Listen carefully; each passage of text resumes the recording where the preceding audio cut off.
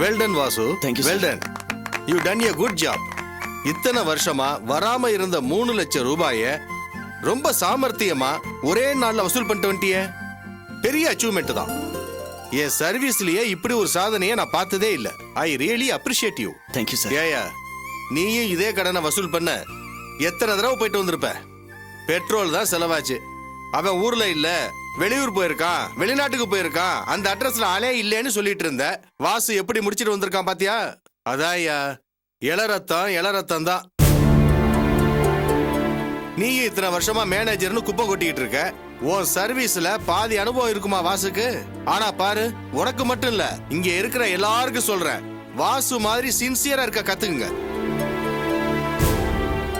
வாசு, உன்னோட இந்த அச்சீவ்மெண்ட்டுக்கு கூடிய சீக்கிரம் உன்னை அசிஸ்டன்ட் மேனேஜரா ப்ரமோட் பண்றேன். Thank you sir.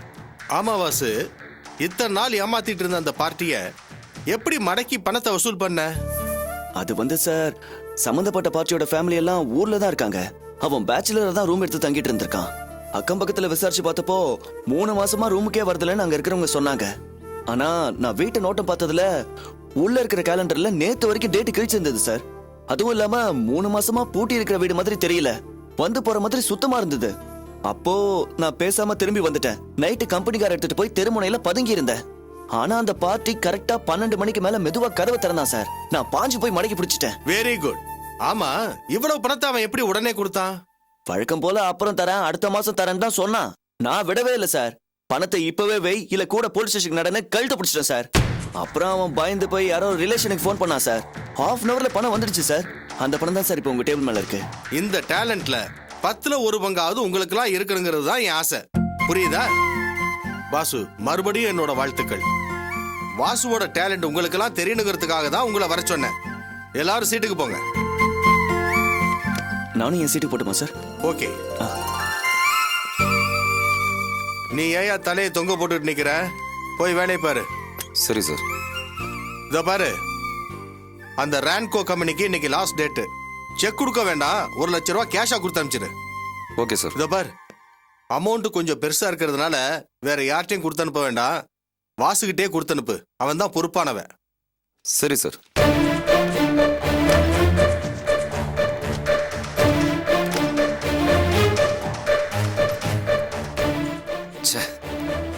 முந்தா நாள் வந்த சின்ன பையன் தினம் தினம் எம்டி கிட்ட நல்ல பேர் வாங்கிட்டு எனக்கு எதிரா இருக்கான். இவனை இப்படியே வளர விட்டா நாளைக்கு எனக்கே இடஞ்சலா நிப்பான்.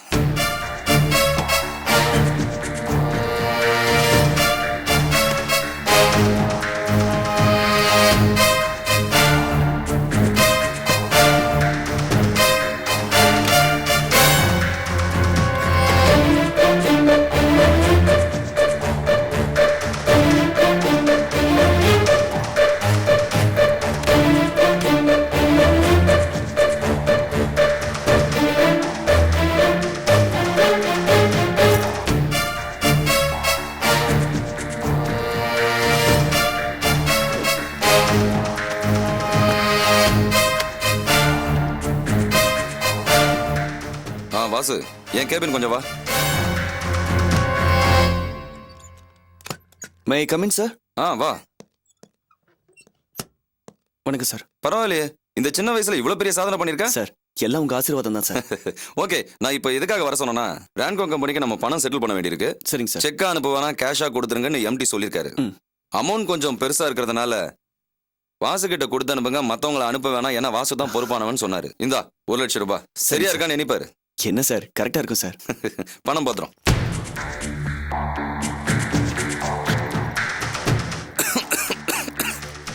வாசு, கொஞ்சம் தண்ணி எடுப்பா.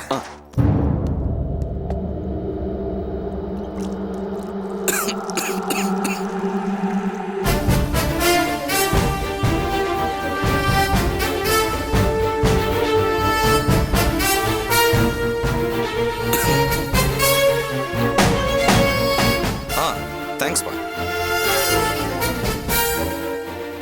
நீ கிளம்பு. பத்திரம். சரிங்க சார்.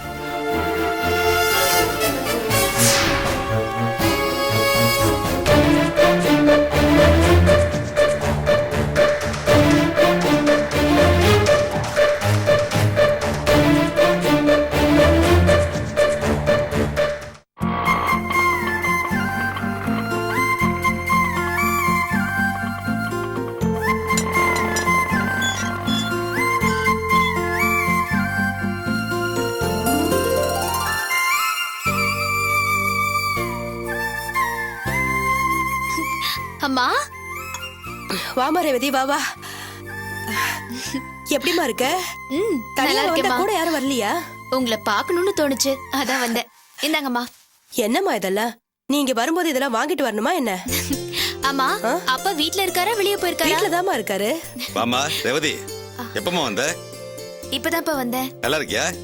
நல்லா இருக்கேன்ப்பா. அந்த சம்பவத்துக்கு அப்புறம் வீட்டுல ஒரு நல்லா பாத்துக்கிறாங்கல்ல, ஒன்னும் பிரச்சனை இல்லையே? ஒரு பிரச்சனையும் இல்லப்பா, என்ன நல்லா பாத்துக்கிறாங்க. மாப்பிள்ளை வேலைக்கு போறாராமா? போறாருமா. 6000 ரூபாய் சம்பளத்துக்காக ராத்திரி பகல்னு பார்க்காம ரொம்ப கஷ்டப்படுறாரு. அவங்க ஆபீஸ் மேனேஜருக்கும் அவருக்கும் ஆகுறதே இல்ல. அவரு ரொம்ப அவமானப்படுத்துறாரு. நான் ஒரு வாட்டி ஆபீஸ் போயிருந்தப்போ அந்த மேனேஜரை திட்டிட்டு கூட வந்தேன். ஆனா அவர்தான் ரொம்ப பொறுமையா இருக்காரு. அப்பா ஏத்துக்கிற மாதிரி அந்தஸ்துல உயர்ந்து காட்டணும், அதுக்காக இதையெல்லாம் தாங்கிக்கணும்னு சொல்றாரு. மாப்பிள்ளையோட இவ்வளவு கஷ்டத்துக்கு காரணம் நீங்க தாங்க. ஆரம்பத்துல அவர் பாத்துக்கிட்டு இருந்த வேலையெல்லாம் நீங்க இல்லாம பண்ணதுனாலதான் அவருக்கு இந்த நிலைமை. ஏய், பொறுப்பு இல்லாம வெட்டியா சுத்திட்டு இருந்தவன் இப்ப என்னாலதானே பொறுப்புள்ள நல்ல ஆளா இருக்கான். அதை நினைச்சு சந்தோஷப்படுறே. அதுக்கு இல்லைங்க. சரி சரி, இப்ப நீங்க 2 பேரும் சண்டை போட வேண்டாம். பொண்ணு வந்திருக்கா, அவளுக்கு சாப்பிடறது ஏதாவது பண்ணி கொடு. அப்பா, அம்மாவை ரெஸ்ட் எடுக்க சொல்லுங்க. இது ஏன் வீடு, எனக்கு தேவையானது நானே சமைச்சு சாப்பிட்டுக்கிறேன்.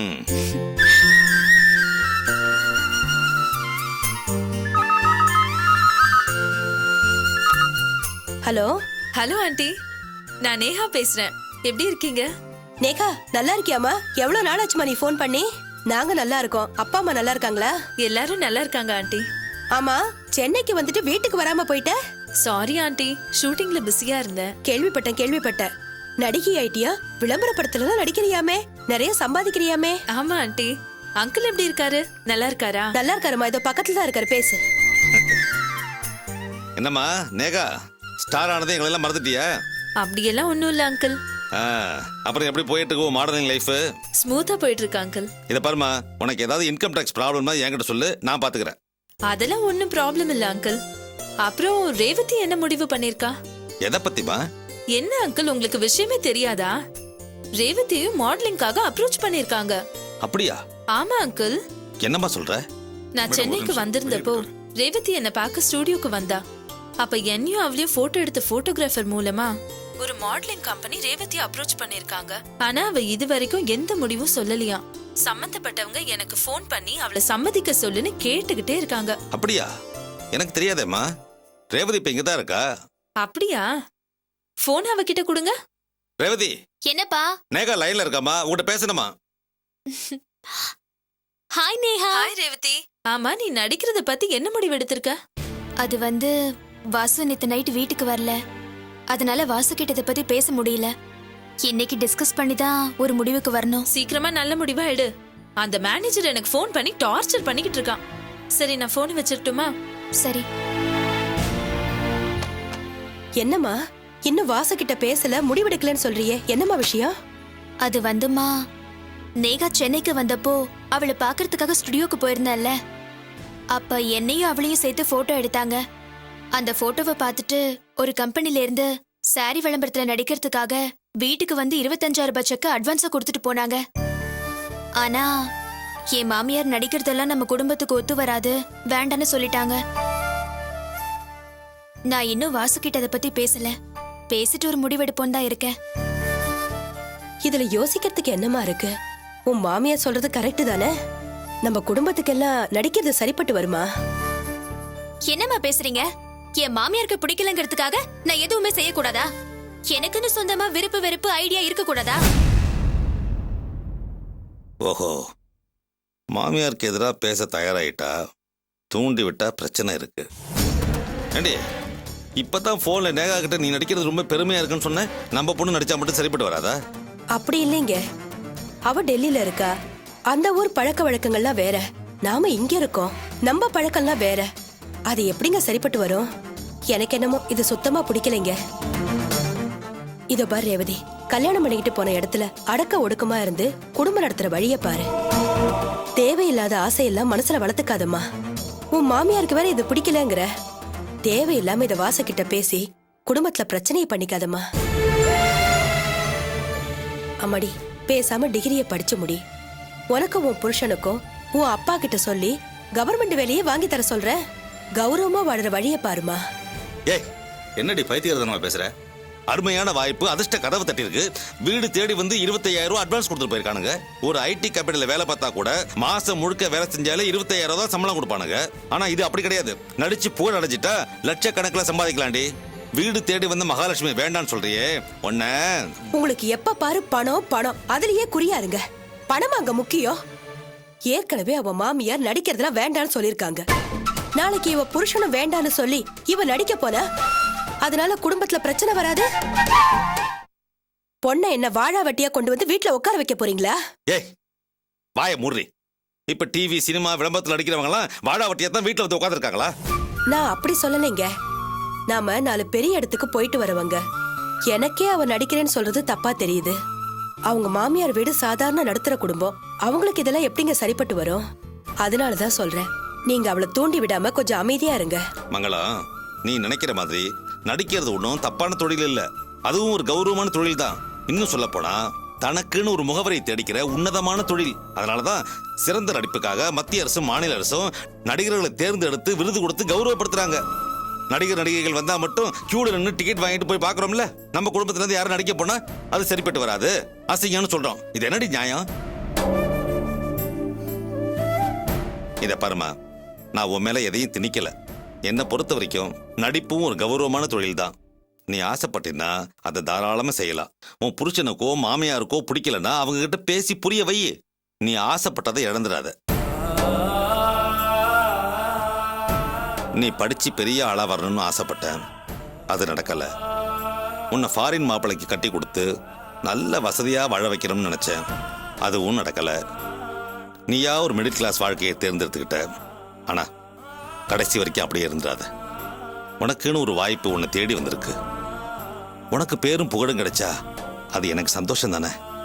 நல்ல யோசனை பண்ணி செய்யுமா. சரிப்பா, நான் இது விஷயமா வாசுகிட்ட பேசிட்டு ஒரு முடிவுக்கு வரேன். சரிம்மா.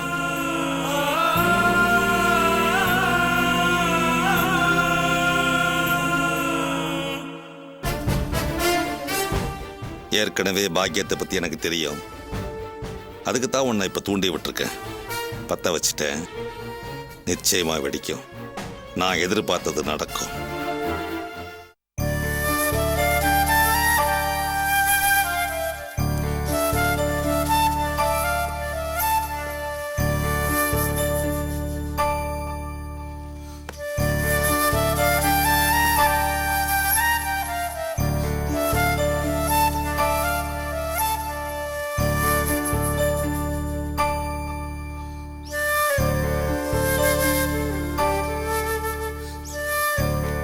ஏம்பா, முந்தா நேத்து காலையில கிளம்பி போன புள்ள இப்பதான் வந்திருக்க.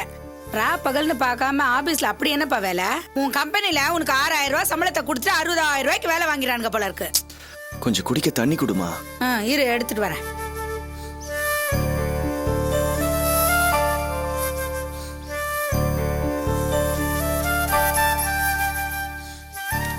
இந்தாப்பா குடி. டே வாசு, நேத்து முழுக்க நீ வீட்டுக்கு வரல. இந்த வீட்டுல என்ன கூத்தெல்லாம் நடந்து போச்சு தெரியுமா? இந்த உக்காந்துக்கிட்டு இருக்காள, ஒண்ணும் தெரியாத ஊமை கொட்டா மாதிரி என்னென்ன காரியம் எல்லாம் பண்ணிட்டா தெரியுமா இவ? ஏண்டா, உனக்கே தெரியும்ல நான் எவ்வளவு கஷ்டப்பட்டு இவளுக்காக பணக்கார இடத்துல கல்யாணம் ஏற்பாடு பண்ணியிருந்தேன். அத்தனையும் இவ கெடுத்து குட்டிச்சவராக்கிட்டாடா. மறக்கிறப்பர் அப்படியே கண்ணு ரெண்டையும் நோண்டிடுவேன். டேய், நான் ஏற்பாடு பண்ண கல்யாணத்தை தடுத்து நிறுத்தணுங்கிறதுக்காக எவனோ ஒரு பொறுக்கி கூட சேர்ந்து நிக்கிற மாதிரி போட்டோவை எடுத்துக்கிட்டு மாப்பிள்ளை வீட்டுக்கு போய் அங்க தப்பு தப்பா சொல்லி என்னென்ன வேலையெல்லாம் பண்ணிருக்கா தெரியுமா இவ? அவன் ஒரு பொம்பளை பொறுக்கியாண்டா, மகா அயோக்கியனா. அப்பப்ப ஜெயிலுக்கு வேற போயிட்டு வந்திருக்கானா. நம்மளோட நல்ல நேரம்டா. இவன் அந்த போட்டோ வாங்கி எரிச்சுட்டான். இல்லைன்னா இவ எதிர்காலம் என்னத்துக்கு ஆவறது? இந்த கழுதையெல்லாம் அடிக்கிறதுக்கும் கேட்கறதுக்கும் ஆள் இல்லாதனால தான்டா இப்படி ஆடிக்கிட்டு இருக்கா. அண்ணங்கிற முறையில பெல்ட்டால இவ்வளவு 4 சாத்து அப்பதான் இவளுக்கெல்லாம் புத்தி வரும். இது வேற நேரங்காலம் தெரியாம அப்பப்ப. ஹலோ, ரேவதி மேடம் இல்லீங்களா? நீங்க யாரு? அட்வர்டைஸ்மெண்ட் கம்பெனி மேனேஜர் பேசுறேன். மேனேஜரா? வீட்டுக்கு வந்து ரேவதி மேடம் நடிக்க கேட்டு 25,000 ரூபீஸ் செக் கொடுத்துட்டு வந்தேன். மேடம் இன்னும் எந்த பதிலும் சொல்லல. டெல்லிக்கு ஃபோன் போட்டு நேகா மேடம் கிட்ட பேசினேன். நான் சொல்லியிருக்கேன் நீங்க பேசுங்க, அவங்க ஒத்துக்குவாங்கன்னு சொன்னாங்க. அந்த மாதிரி ஆள்லாம் யாரும் இங்க இல்லைங்க. அவெல்லாம் நடிக்க வர மாட்டா. நீங்க போனை வைங்க. ஆமாண்டா வாசு, இந்த கூத்த வேற நான் உன்கிட்ட சொல்லவே மறந்துட்டேன். நல்ல வேலைடா, உன் பொண்டாட்டி இப்ப வீட்டுல இல்ல. இப்பவே இதை சொல்லிடுறேன். ஏண்டா, நம்ம குடும்பம் எப்ப ஏற்பட்ட குடும்பம்? நம்ம கௌரவம் என்ன, அந்தஸ்து என்ன? நம்ம வீட்டுக்கு வந்த மருமக அதான்டா உன் பொண்டாட்டி ரேவதி. சினிமாக்காரி டிராமாக்காரி மாதிரி வேஷம் கட்ட கிளம்பிட்டா. இதுக்கு அவ சித்தி பொண்ணு வேற உடந்த. அவனா 2 ஆளுங்களை கூட்டிட்டு வந்தா. அவனுங்க என்னடான்னா நம்ம ரேவதிய பார்த்துட்டு நீ நடிமான்னு சொல்லி 25,000 ரூபாய்க்கு செக்க வேற கொடுத்துட்டு போயிட்டானுங்கடா. அவனுங்க தான் இப்ப போன் பண்ணானுங்க.